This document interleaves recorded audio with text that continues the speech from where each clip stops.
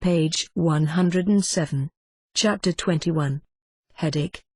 Headache is among the most common reasons patients seek medical attention, on a global basis being responsible for more disability than any other neurologic problem. Diagnosis and management are based on a careful clinical approach augmented by an understanding of the anatomy, physiology, and pharmacology of the nervous system pathways mediating the various headache syndromes. This chapter will focus on the general approach to a patient with headache, migraine and other primary headache disorders are discussed in Chap. 447. General Principles. A classification system developed by the International Headache Society, www.isheadache.org/ characterizes headache as primary or secondary. Table 21.1. Primary headaches are those in which headache and its associated features are the disorder in itself, whereas secondary headaches are those caused by exogenous disorders. Headache Classification Committee of the International Headache Society, 2013. Primary headache often results in considerable disability and a decrease in the patient's quality of life. Mild secondary headache, such as that seen in association with upper respiratory tract infections, is common but rarely worrisome. Life-threatening headache is relatively uncommon, but vigilance is required in order to recognize and appropriately treat such patients. Anatomy and physiology of headache. Pain usually occurs when peripheral nociceptors are stimulated in response to tissue injury, visceral distension, or other factors. Chap. 18. In such situations, pain perception is a normal physiologic response mediated by a healthy nervous system. Pain can also result when pain-producing pathways of the peripheral or central nervous system, CNS, are damaged or activated inappropriately. Headache may originate from either or both mechanisms. Relatively few cranial structures are pain-producing. These include the scalp, middle meningeal artery, dural sinuses, falx cerebri, and proximal segments of the large pial arteries. The ventricular ependyma, choroid plexus, pial veins, and much of the brain parenchyma are not pain-producing. The key structures involved in primary headache appear to be the following: the large intracranial vessels and dura mater and the peripheral terminals of the trigeminal nerve that innervate these structures, the caudal portion of the trigeminal nucleus, which extends into the dorsal horns of the upper cervical spinal cord and receives input from the first and second cervical nerve roots, the trigeminocervical complex, rostral pain processing regions, such as the ventroposteromedial thalamus and the cortex, the pain modulatory systems in the brain that modulate input from trigeminal nociceptors at all levels of the pain processing pathways and influence vegetative functions, such as hypothalamus and brainstem structures. The innervation of the large intracranial vessels and dura mater by the trigeminal nerve is known as the trigeminovascular system. Cranial autonomic symptoms, such as lacrimation, conjunctival injection, nasal congestion, rhinorrhea, periorbital swelling, oral fullness, and ptosis, are prominent in the trigeminal autonomic cephalalgias, including cluster headache and paroxysmal hemicrania, and may also be seen in migraine, even in children. These autonomic symptoms reflect activation of cranial parasympathetic pathways, and functional imaging studies indicate that vascular changes in migraine and cluster headache, when present, are similarly driven by these cranial autonomic systems. Moreover, they can often be mistaken for symptoms or signs of cranial sinus inflammation, which is thus overdiagnosed and inappropriately managed. Migraine and other primary headache types are not vascular headaches. These disorders do not reliably manifest vascular changes, and treatment outcomes cannot be predicted by vascular effects. Migraine is a brain disorder and is best understood and managed as such. Clinical evaluation of acute, new-onset headache. The patient who presents with a new, severe headache has a differential diagnosis that is quite different from the patient with recurrent headaches over many years. In new-onset and severe headache, the probability of finding a potentially serious cause is considerably greater than in recurrent headache. Patients with recent onset of pain require prompt evaluation and appropriate treatment. Serious causes to be considered include meningitis, subarachnoid hemorrhage, epidural or subdural hematoma, glaucoma, tumor, and purulent sinusitis. When worrisome symptoms and signs are present, Table 21.2, rapid diagnosis and management are critical. A careful neurologic examination is an essential first step in the evaluation. In most cases, patients with an abnormal examination or a history of recent onset headache should be evaluated by a computed tomography, CT, or magnetic resonance imaging, MRI, study. As an initial screening procedure for intracranial pathology in this setting, CT and MRI methods appear to be equally sensitive. In some circumstances, a lumbar puncture, LP, is also required, unless a benign etiology can be otherwise established. A general evaluation of acute headache might include cranial arteries by palpation, cervical spine by the effect of passive movement of the head and by imaging, the investigation of cardiovascular and renal status by blood pressure monitoring and urine examination, and eyes by fundoscopy, intraocular pressure measurement, and refraction. The psychological state of the patient should also be evaluated because a relationship exists between head pain and depression. This is intended to identify comorbidity rather than provide an explanation for the headache, because troublesome headache is seldom simply caused by mood change. Although it is notable that medicines with antidepressant actions are also effective in the prophylactic treatment of both tension-type headache and a migraine, each symptom must be treated optimally. Underlying recurrent headache disorders may be activated by pain that follows otologic or endodontic surgical procedures. Thus, pain about the head as the result of diseased tissue or trauma may reawaken an otherwise quiescent migraine syndrome. Treatment of a headache is largely ineffective until the cause of the primary problem is addressed. Serious underlying conditions that are associated with headache are described below.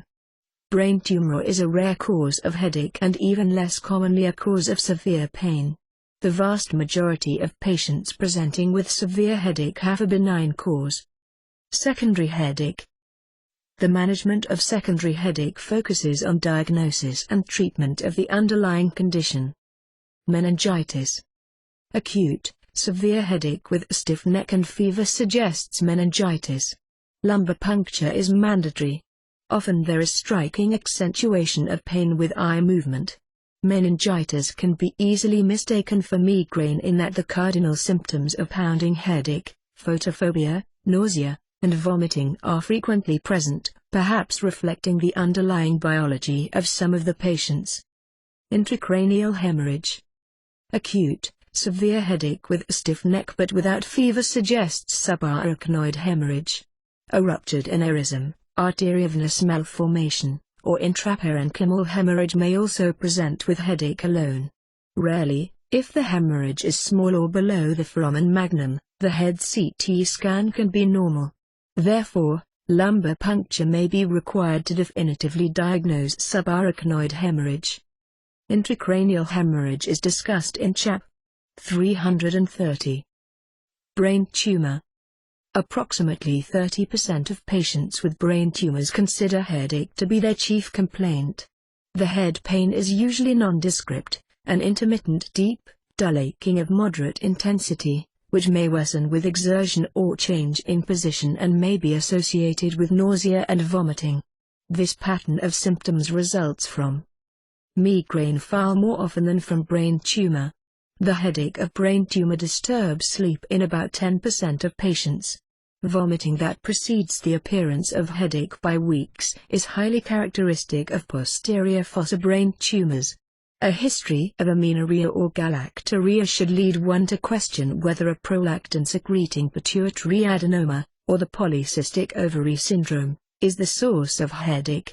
Headache arising de novo in a patient with known malignancy suggests either cerebral metastasis or carcinomatous meningitis, or both. Head pain appearing abruptly after bending, lifting, or coughing can be due to a posterior fossa mass, a Chiari malformation, or low cerebrospinal fluid, CSF, volume. Brain tumors are discussed in Chap. 118. Temporal arteritis. See also Chaps. 39 and 385. Temporal, giant cell, arteritis is an inflammatory disorder of arteries that frequently involves the extracranial carotid circulation. It is a common disorder of the elderly. Its annual incidence is 77 per 100,000 individuals aged 50 and older. The average age of onset is 70 years, and women account for 65% of cases.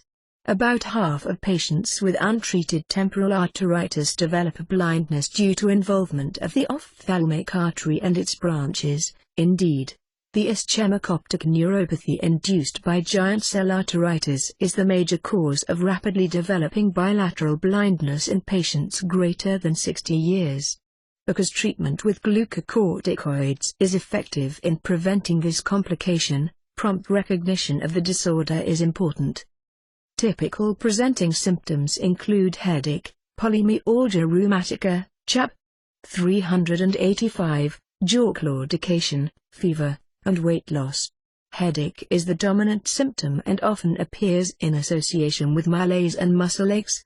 Head pain may be unilateral or bilateral and is located temporally in 50% of patients but may involve any and all aspects of the cranium. Pain usually appears gradually over a few hours before peak intensity is reached. Occasionally, it is explosive in onset. The quality of pain is only seldom throbbing. It is almost invariably described as dull and boring, with superimposed episodic stabbing pain similar to the sharp pains that appear in migraine. Most patients can recognize that the origin of their head pain is superficial, external to the skull, rather than originating deep within the cranium, the pain site for migraines. Scalp tenderness is present, often to a marked degree. Brushing the hair or resting the head on a pillow may be impossible because of pain. Headache is usually worse at night and often aggravated by exposure to cold. Additional findings may include reddened, tender nodules or red streaking of the skin overlying the temporal arteries, and tenderness of the temporal or, less commonly, the occipital arteries. The erythrocyte sedimentation rate, ESR, is often, although not always, elevated. A normal erythrocyte sedimentation rate does not exclude giant cell arteritis. A temporal artery biopsy followed by immediate treatment with prednisone 80 mg daily for the first 4 to 6 weeks should be initiated when clinical suspicion is high. The prevalence of migraine among the elderly is substantial, considerably higher than that of giant cell arteritis. Migraines often report amelioration of their headaches with prednisone, thus, caution must be used when interpreting the therapeutic response. Glaucoma.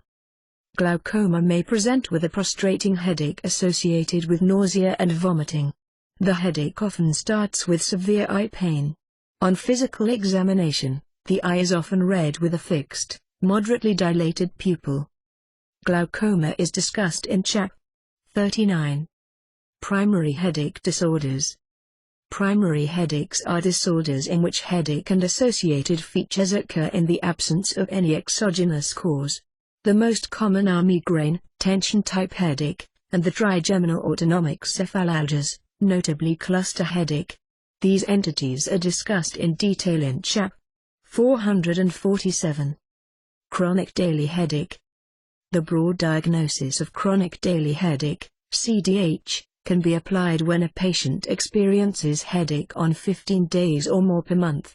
Chronic daily headache is not a single entity, it encompasses a number of different headache syndromes, both primary and secondary, Table 21.3. In aggregate, this group presents considerable disability and is thus specially dealt with here. Population-based estimates suggest that about 4% of adults have daily or near-daily headache. Approach to the patient, chronic daily headache. The first step in the management of patients with chronic daily headache is to diagnose any secondary headache and treat that problem, Table 21.3. This can sometimes be a challenge where the underlying cause triggers a worsening of a primary headache. For patients with primary headaches, diagnosis of the headache type will guide therapy. preventive treatments such as tricyclics, either amitriptyline or nortriptyline at doses up to 1 mg/kg, are very useful in patients with chronic daily headache arising from migraine or tension-type headache, or where the secondary cause has activated the underlying primary headache. Tricyclics are started in low doses, 10 to 25 mg, daily, and may be given 12 hours before the expected time of awakening in order to avoid excess morning sleepiness. Anticonvulsants, such as topiramate, valproate, flunarizine, not available in the United States, and candesartan are also useful in migraine. Management of medically intractable disabling primary chronic daily headache. The management of medically intractable headache is difficult. Currently there are a number of promising neuromodulatory approaches, such as occipital nerve stimulation, which appears to modulate thalamic processing in migraine, and has also shown promise in chronic cluster headache, short-lasting unilateral neuralgiform headache attacks with cranial autonomic symptoms, SUNA, short-lasting unilateral neuralgiform headache attacks with conjunctival injection and tearing, SUNCT, and hemicrania continua, CHAP. 447. Single-pulse transcranial magnetic stimulation is in use in Europe and is approved for migraine with aura in the United States. Other modalities are discussed in CHAP. 447. Medication overuse headache. Overuse of analgesic medication for headache can aggravate headache frequency, markedly impair the effect of preventive medicines, and induce a state of refractory daily or near-daily headache called medication overuse headache. A proportion of patients who stop taking analgesics will experience substantial improvement in the severity and frequency of their headache. However, even after cessation of analgesic use, many patients continue to have headache, although they may feel clinically improved in some way, especially if they have been using opioids or barbiturates regularly. The residual symptoms probably represent the underlying primary headache disorder, and most commonly, this issue occurs in patients prone to migraine. Management of medication overuse, outpatients. For patients who overuse medications, it is essential that analgesic use be reduced and eliminated. One approach is to reduce the medication dose by 10% every 1 to 2 weeks. Immediate cessation of analgesic use is possible for some patients, provided there is no contraindication. Both approaches are facilitated by the use of a medication diary maintained during the month or two before cessation. This helps to identify the scope of the problem. A small dose of a nonsteroidal anti-inflammatory drug, NSAID, such as naproxen, 500 mg BID, if tolerated, will help relieve residual pain as analgesic use is reduced. Nonsteroidal anti-inflammatory drug overuse is not usually a problem for patients with daily headache when a nonsteroidal anti-inflammatory drug with a longer half-life is taken once or twice daily. However, overuse problems may develop with more frequent dosing schedules or shorter-acting nonsteroidal anti-inflammatory drugs. Once the patient has substantially reduced analgesic use, a preventive medication should be introduced. It must be emphasized that preventives generally do not work in the presence of analgesic overuse. The most common cause of unresponsiveness to treatment is the use of a preventive when analgesics continue to be used regularly. For some patients, discontinuing analgesics is very difficult. Often the best approach is to directly inform the patient that some degree of pain is inevitable during this initial period. Management of medication overuse in patients.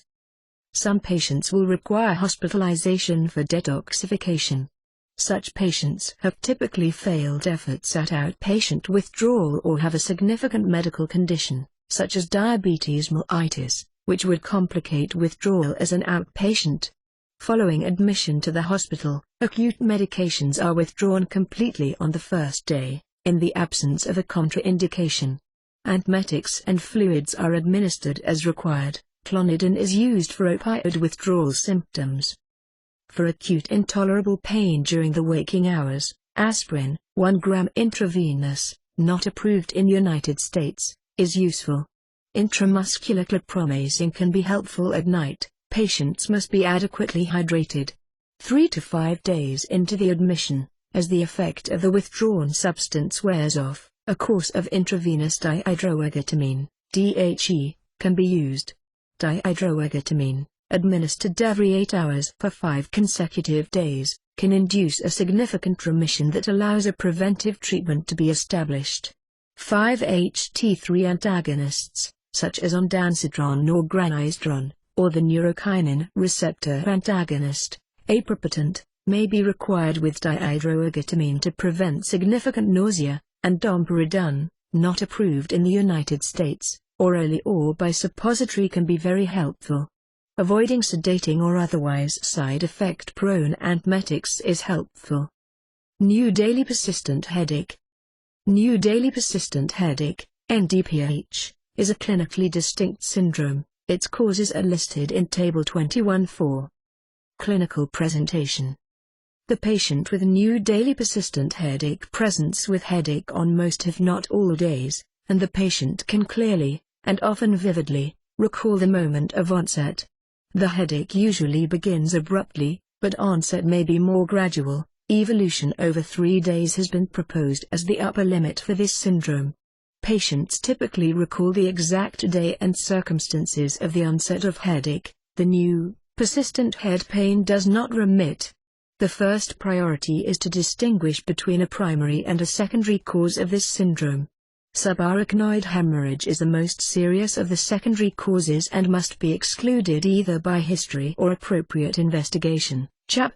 330. Secondary new daily persistent headache. Low cerebrospinal fluid volume headache. In these syndromes, head pain is positional. It begins when the patient sits or stands upright and resolves upon reclining. The pain, which is occipitofrontal, is usually a dull ache but may be throbbing. Patients with chronic low cerebrospinal fluid volume headache typically present with a history of headache from one day to the next that is generally not present on waking but worsens during the day. Recumbency usually improves the headache within minutes, and it can take only minutes to an hour for the pain to return when the patient resumes an upright position. The most common cause of headache due to persistent low cerebrospinal fluid volume is cerebrospinal fluid leak following lumbar puncture. Post-lumbar puncture headache usually begins within 48 hours but may be delayed for up to 12 days. Its incidence is between 10 and 30%. Beverages with caffeine may provide temporary relief. Besides lumbar puncture, index events may include epidural injection or a vigorous Valsalva maneuver, such as from lifting, straining, coughing, clearing the Astacan tubes in an airplane, or multiple orgasms. Spontaneous cerebrospinal fluid leaks are well recognized, and the diagnosis should be considered whenever the headache history is typical, even when there is no obvious index event. As time passes from the index event, the postural nature may become less apparent. Cases in which the index event occurred several years before the eventual diagnosis have been recognized. Symptoms appear to result from low volume rather than low pressure, although low cerebrospinal fluid pressures, typically 0 to 50 mmHg, are usually identified. A pressure as high as 140 mmHg has been noted with a documented leak. Postural orthostatic tachycardia syndrome, POTS, Chap. 454, can present with orthostatic headache similar to low cerebrospinal fluid volume headache and is a diagnosis that needs consideration in this setting. When imaging is indicated to identify the source of a presumed leak, an MRI with gadolinium is the initial study of choice. Figure 21.1. A striking pattern of diffuse meningeal enhancement is so typical that in the appropriate clinical context the diagnosis is established. Chiari malformations may sometimes be noted on MRI. In such cases, surgery to decompress the posterior fossa usually worsens the headache. Spinal MRI with T2 weighting may reveal a leak, and spinal MRI may demonstrate spinal meningeal cysts whose role in these syndromes is yet to be elucidated. The source of cerebrospinal fluid leakage may be identified by spinal MRI with appropriate sequences, by CT, or increasingly by myelography. Less used now, 111 NDTPA cerebrospinal fluid studies in the absence of a directly identified site of leakage, may demonstrate early emptying of 111 NDTPA tracer into the bladder or slow progress of tracer across the brain suggesting a cerebrospinal fluid leak. Initial treatment for low cerebrospinal fluid volume headache is bed rest. For patients with persistent pain, intravenous caffeine, 500 mg in 500 ml of saline administered over 2 hours, can be very effective. An electrocardiogram, ECG, to screen for arrhythmia should be performed before administration. It is reasonable to administer at least 2 infusions of caffeine before embarking on additional tests to identify the source of the cerebrospinal fluid leak. Because intravenous caffeine is safe and can be curative, it spares many patients the need for further investigations. If unsuccessful, an abdominal binder may be helpful. If a leak can be identified, an autologous blood patch is usually curative. A blood patch is also effective for post-lumbar puncture headache. In this setting, the location is empirically determined to be the site of the lumbar puncture. In patients with intractable pain, oral theophylline is a useful alternative, however, its effect is less rapid than caffeine. Raised cerebrospinal fluid pressure headache. Raised cerebrospinal fluid pressure is well recognized as a cause of headache. Brain imaging can often reveal the cause, such as a space-occupying lesion. New daily persistent headache due to raised cerebrospinal fluid pressure can be the presenting symptom for patients with idiopathic intracranial hypertension, pseudotumor cerebri, without the visual problems, particularly when the fundi are normal. Persistently raised intracranial pressure can trigger chronic migraine. These patients typically present with a history of generalized headache that is present on waking and improves as the day goes on. It is generally worse with recumbency. Visual obscurations are frequent. The diagnosis is relatively straightforward when papilledema is present, but the possibility must be considered even in patients without fundoscopic changes. Formal visual field testing should be performed even in the absence of overt ophthalmic involvement. Headache on rising in the morning or nocturnal headache is also characteristic of obstructive sleep apnea or poorly controlled hypertension. Evaluation of patients suspected to have raised cerebrospinal fluid pressure requires brain imaging. It is most efficient to obtain an MRI, including an mystavenogram, as the initial study. If there are no contraindications, the cerebrospinal fluid pressure should be measured by lumbar puncture. This should be done when the patient is symptomatic so that both the pressure and the response to removal of 20 to 30 milliliters of cerebrospinal fluid can be determined. An elevated opening pressure and improvement in headache following removal of cerebrospinal fluid are diagnostic. Initial treatment is with acetazolamide, 250 to 500 mg BID. The headache may improve within weeks. If ineffective, topiramate is the next treatment of choice. It has many actions that may be useful in this setting, including carbonic anhydrase inhibition, weight loss, and neuronal membrane stabilization, likely mediated via effects on phosphorylation pathways. Severely disabled patients who do not respond to medical treatment require intracranial pressure monitoring and may require shunting. Post-traumatic headache. A traumatic event can trigger a headache process that lasts for many months or years after the event. The term trauma is used in a very broad sense. Headache can develop following an injury to the head, but it can also develop after an infectious episode, typically viral meningitis, a flu-like illness, or a parasitic infection. Complaints of dizziness, vertigo, and impaired memory can accompany the headache. Symptoms may remit after several weeks or persist for months and even years after the injury. Typically the neurologic examination is normal and CT or MRI studies are unrevealing. Chronic subdural hematoma may on occasion mimic this disorder. Post-traumatic headache may also be seen. after carotid dissection and subarachnoid hemorrhage, and after intracranial surgery. The underlying theme appears to be that a traumatic event involving the pain-producing meninges can trigger a headache process that lasts for many years. Other causes. In one series, 1/3 of patients with new daily persistent headache reported headache beginning after a transient flu-like illness characterized by fever, neck stiffness, photophobia, and marked malaise.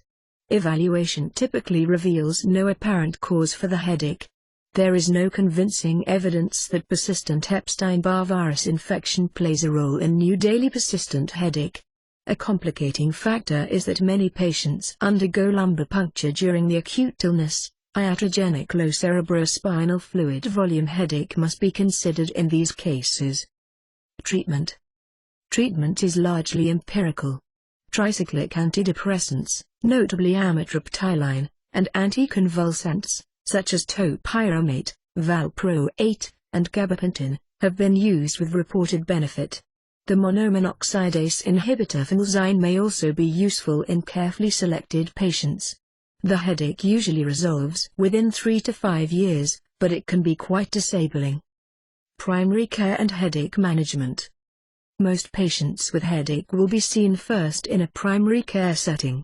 The task of the primary care physician is to identify the very few worrisome secondary headaches from the very great majority of primary and less troublesome secondary headaches. Table 21.2.